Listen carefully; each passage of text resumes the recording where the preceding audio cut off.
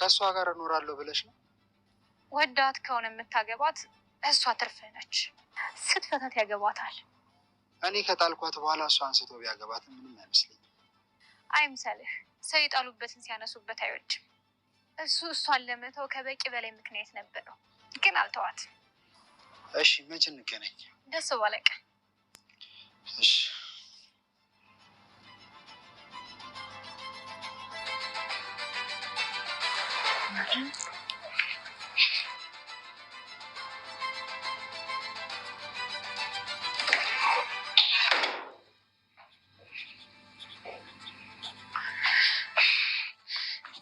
ቶዲ ይልሽ ይሄን ነገር የምነግርሽ ማለት ነው እንደ ሚስጥር እንድትይዙ ነው። ይሄን ነገር ከሌላ ሰው ጋር ብሰማው ቀይርብሻለሁ። እሺ? ማለት እያስፈራራሽ ነው? አይደለም፣ እማደርገውን እየነገርኩሽ ነው። እሺ ምንድን ነው? እናቴ ከማንም ሳትሆኚ ሜዳ ላይ ሊያስቀርሽ ነው የፈለገው። ተመስገንም ብልጦ አንቺን ለማግባት ብቻ ነው። ቆይ እንዴት ሰው ይውሸት ያገባል? ማለቴ ባይወደኝ እንዴት ያገባኛል? ያው ቃለው ልክ ነሽ። እንደ ድሮ እንዳሰብኩት ፍጹም አይደለም። በእርግጥ በጣም አደገኛ ነው። ይህን ነገር ደግሞ ማየት የምትፈልጊ እዚች ጋ ማለት ነው ትሁትን የምትሰማው ነገር የምታየው ነገር በጣም እንግዲህ በናቲ ፍቅር ወይም ደግሞ በተመስገን መሄድ ማለት ነው በሁለቱ እየተወዛገበች ነው ማለት ነው። ቲናም ደግሞ ለዋዛ አይደለችም፣ እየመጣች ጥብስ ታረጋታለች ማለት ነው። ወይ ልቀቂልኝ እኔ ልልበሰው ወይም ደግሞ ያው ወደ ልጅቷ እያለቻት ነው ማለት ነው። ምክንያቱም እዚህ ጋር በድል ያው ልጅ ናት፣ ቤተሰብ ናት፣ የአባባ ሚስት ልጅ ብትሆን ያው መጋባት ይችላሉ ማለት ነው። ሁለታቸውም የሚያንሳብቡት ተመስገን ግን እንደዚህ አይነት ነገር አላሰበም፣ ወደሱ ነው ማለት ነው። ይሄ ምን ትላላችሁ ውድ ቤተሰቦች?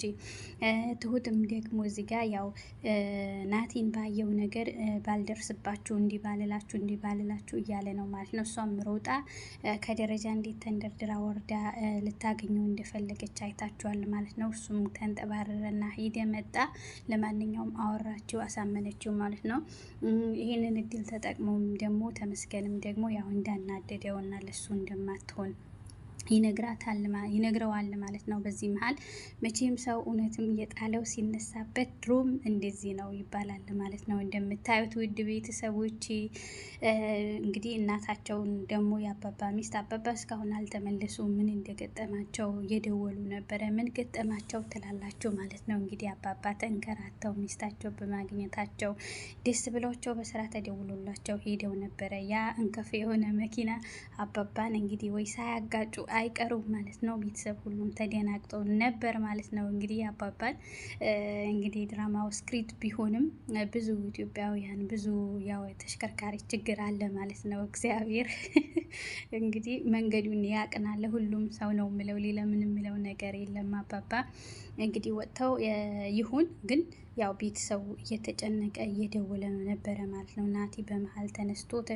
ተሽቀንጥሮ ማለት ነው እኔ ነው ማወራው አባዬ፣ እኔ ነው ማናገረው እያለ ነበረ ማለት ነው። እንግዲህ እኔ ላብሰር እያለ ነበረ ናቲ። በሁሉ ቦታ ጥልቅ ገባ ወጣ ይላል ማለት ነው። እንግዲህ ያው ያ ሁሉ ቤተሰብ እንግዲህ እንትናም እንደነገረችው ማለት ነው አንተን አይደለም ደውል የተባልከው ይዛቸው ይሄድ የተባለው ሐኪም ቤት ራሱ ለተመስገን ነው እንጂ ለናቲ አይደለም አባባን አደራ ብሎ የሄደ ብላ ነግራቸው ነበር ማለት ነው። ግን የሚሰሙ አይደሉም ማለት ነው። አይ እኔ ልስማ፣ አንዳንዴ ትሁትን ታግዘዋለች ማለት ነው ለናቲ ማለት ነው። ናቲ ምን ቢሆን ነው የምታግዘው?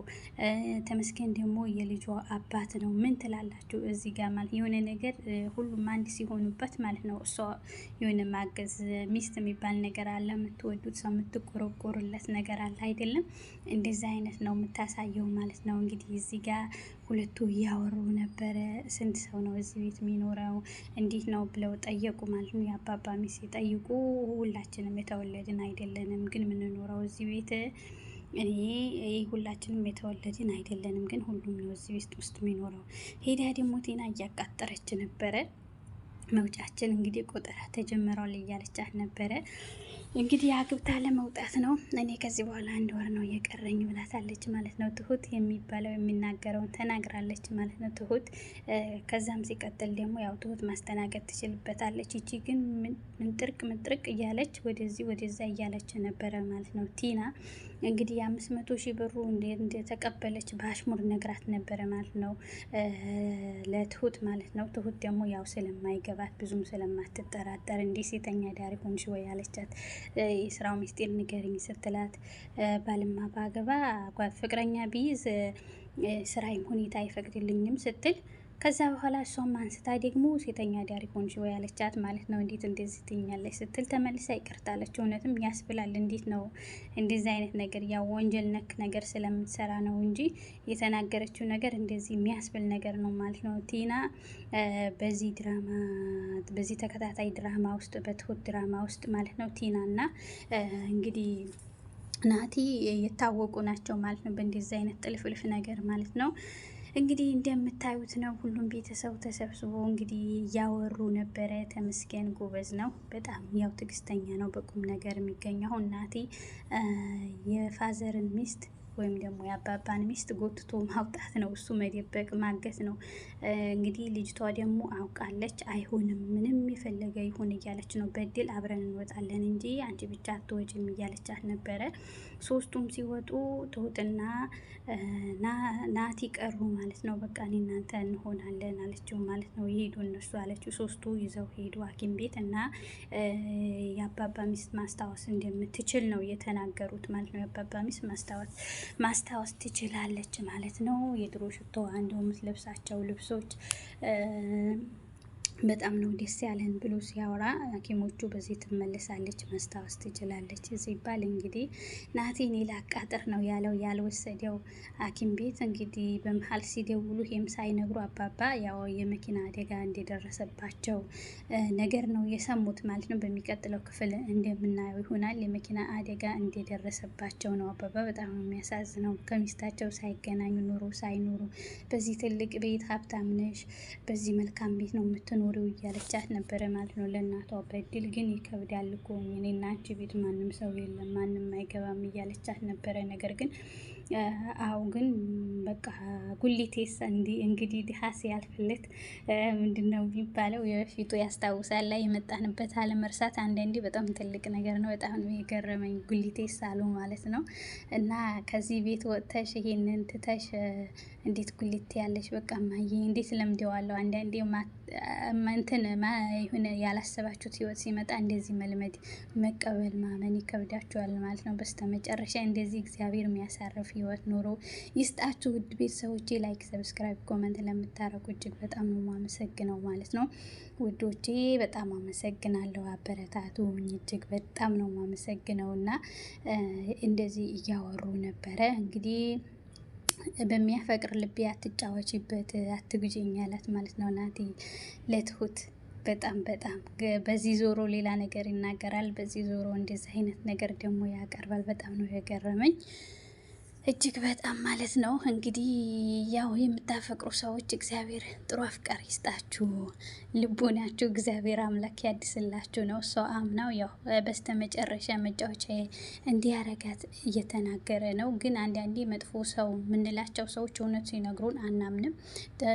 ቲና ሄዳ ለትሁት እየነገረቻት ነበረ፣ ግን እሷ አልተቀበለቻትም። እንዴት ተጋብቶ ሰው እግዚአብሔር አያምጣው። ሰው ተጋብቶ ብዙ ቂም ያለበት ሰው ብዙ ነገር ሊያረግ ይችላል። ግን እሷ እንዴት የእውነት ተጋብተን እንደዚህ ሊጎዳኝ ይችላል ብላ እየተከራከረች ነበረ ትሁት።